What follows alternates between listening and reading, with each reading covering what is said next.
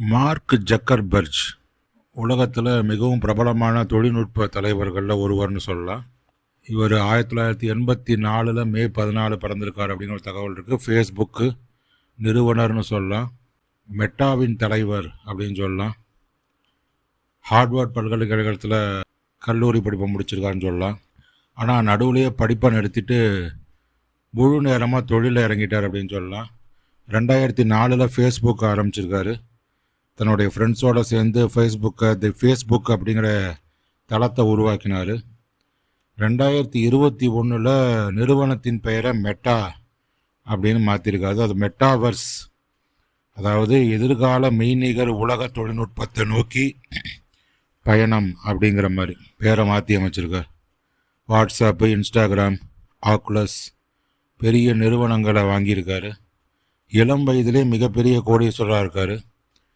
Billion கணக்கான சொத்துக்களை ஈட்டியவர்னு சொல்லலாம். ஜான் ஜக்கர்பர்ஜ் முன்முயற்சி மூலம் தனது சொத்தின் பெரும் பகுதியை நற்பணிகளுக்காக வழங்கப் போவதாக அறிவிச்சிருக்காரு. வெறும் 23 வயசுலேயே உலகின் மிக இளம் வயது செல்ஃப் மேடு பில்லியனர். இப்படி பல தகவல்கள் அவரை பற்றி இருக்குது. மார்க் ஜக்கர்பர்ஜோடைய ஜாதகம் அவருக்கு மகர லக்னம் காட்டப்பட்டிருக்கு. பெரும்பாலும் மகரம், கும்பம் அப்படிங்கிறதுல ஒரு மிகப்பெரிய செல்வந்தர், பணக்காரர்கள் அப்படின்னு சொல்லும்போது அது ரொம்ப குறைவான நபர்கள் தான் இருக்காங்க.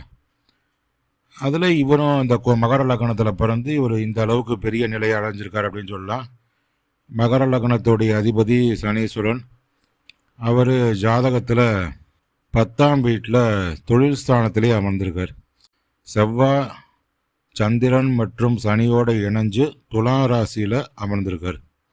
துலாத்தில் சனீஸ்வரன் உச்சம் பெறார். அதனால் கண்டிப்பாக மிகச்சிறப்பான நிலை அப்படின்னு சொல்லலாம். ஏன்னா லக்னாதிபதி மிக சிறப்பு பெறாருன்னு சொல்லலாம். லக்னாதிபதியான சனியானவர், சனி பகவான் மிகச்சிறப்பாக துலா ராசியில் அமர்ந்திருக்கார். இதுவே காமிச்சிருச்சு அவர் எவ்வளோ சிறப்பான நிலையை அடையிறதுக்கு வாய்ப்புகள் இருக்குது அப்படிங்கிறத. அடைஞ்சிட்டார், பில்லியனர்னு சொல்லலாம். அப்போ அந்த இடத்துல பார்த்தீங்கன்னா செவ்வாய் மற்றும் சந்திரனோடு இணைஞ்சு அமர்ந்திருக்கார். அடுத்ததாக பார்த்தீங்கன்னா அவருடைய ஜாதகத்தில் 12ஆம் இடத்துல குரு இருக்கார். அதாவது தனுசு ராசியிலே குரு அமர்ந்திருக்கார். 12ஆம் இடம் மறைவு ஸ்தானம்னாலும் தனுசு ராசியில் குரு அமரும்போது ஒரு சிறப்பான பலத்தை தருது அப்படின்னு சொல்லலாம் ஜாதகத்துக்கு. அவர் முறையாக பார்த்தீங்கன்னா ஜாதகத்தில் குருவின் பார்வை எங்கெல்லாம் விழுதுன்னு பார்த்தீங்கன்னா 4ஆம் இடம், 6ஆம் இடம் மற்றும் 8ஆம் இடத்தை பார்க்குறாரு. 4ஆம் இடம் சுகஸ்தானம், தாயார் ஸ்தானம் சொல்லக்கூடியது, அதை பார்க்குறாரு. அந்த இடத்துல தான் 4ஆம் இடத்துல சூரியன், புதன், சுக்கிரன் சேர்ந்து சுகஸ்தானத்தில் அமர்ந்திருக்காங்க. அதாவது செவ்வாயோட வீட்டில். அந்த மேஷராசியில் 4ஆம் வீட்டில் சூரியன், புதன், சுக்கிரன் சேர்ந்து அமர்ந்திருக்காங்க. அதே மாதிரி பார்த்திங்கன்னா அந்த சுக்கிரனோட வீடு துலாம் வீட்டில் நம்ம ஏற்கனவே சொன்னோம். அங்கே தான் வந்து சனீஸ்வரன், செவ்வாய், சந்திரன் அமர்ந்திருக்காங்க. இங்கே ஒரு பரிவர்த்தனை யோகம் தெரியுது பாருங்கள். அப்போ செவ்வாய் வந்து சுக்கிரன் வீட்டில் அமர்ந்திருக்காரு. அதே மாதிரி செவ்வாய் வீட்டில் சுக்கிரன் அமர்ந்திருக்காரு. செவ்வாய் வீட்டில் சுக்கிரனும், சுக்கிரன் வீட்டில் செவ்வாயும் அமர்ந்திருக்காங்க. ஒரு பரிவர்த்தனை யோகம் தெரியுது. அப்போ அந்த 4ஆம் இடத்துலையே புத ஆதித்ய யோகம் இருக்குது. சூரியனும் புதனும் சேர்ந்து புத ஆதித்ய யோகம். அந்த இடத்துல சூரியன் உச்சம். எதில்? மேஷத்தில் சூரியன் உச்சம். அந்த இடத்துலையே புத ஆதித்ய யோகம் உருவாகுது. அதே சமயத்தில் பார்த்தீங்கன்னா மேஷம் செவ்வாயோட வீடு, அதில் சுக்கிரன் உட்காந்துருக்காரு. அதே மாதிரி துலாத்தில் சனீஸ்வரன் உச்சம் பெற்று அந்த இடத்துல செவ்வாய் அமர்ந்திருக்கார். செவ்வாயும் சுக்கிரனும் பரிவர்த்தனை யோகம் கொடுக்குறாங்க. எவ்வளோ ஒரு சிறப்பான ஜாதக அமைவுன்னு பாருங்கள். மிக சிறப்பாக ஜாதகம் அமைஞ்சிருக்குன்னு சொல்லலாம்.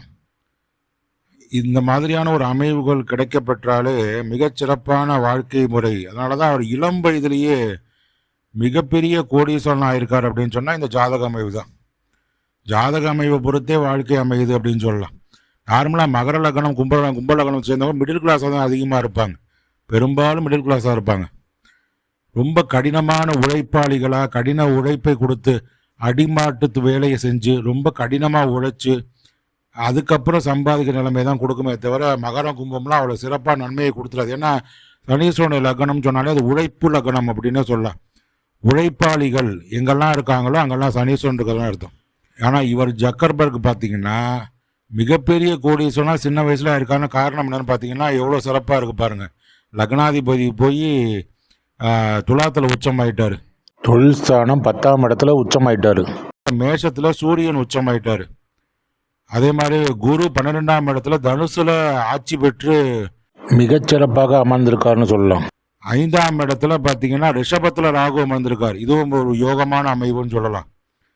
இப்படி பல சிறப்புகள் ஜாதகத்தில் அமையப்பட்டிருக்கு. புத ஆதித்ய யோகம் இருக்கு. அதே மாதிரி பரிவர்த்தனை யோகம் சொன்னோம், சுக்கிரன் வீட்டில் செவ்வாயும் செவ்வாய் வீட்டில் சுக்கிரனும் அமர்ந்திருக்காங்க. இப்படி பல சிறப்புகள் இருந்தனால தான் இவர் இளம் வயதிலேயே பல்லாயிரம் கோடிகளை சேமித்து அதன் வழியாக இப்போ என்ன பண்ண போகிறாருன்னா தர்ம காரியங்களில் ஈடுபட போகிறார் அப்படின்னு சொல்லலாம்.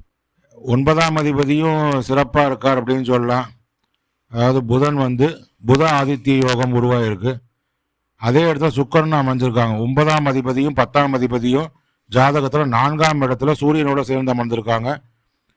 இப்போ தர்ம காரியங்களில் ஈடுபட போவதா ஒரு தகவல். மிகச்சிறப்பான ஜாதகம் அப்படின்னு சொல்லலாம். அருமையான விசேஷமான ஜாதகம்னு சொல்லலாம். ஏன்னா சனீஸ்வரன் சம்பந்தப்பட்டு மிகப்பெரிய சனீஸ்வரனுடைய லக்னம் சம்பந்தப்பட்டு ஒரு மிகப்பெரிய கோடீஸ்வரராக இருக்கார் அப்படின்னு சொல்லும்போது இது ஒரு தனித்துவமான ஜாதகம் அப்படின்னு சொல்லலாம்.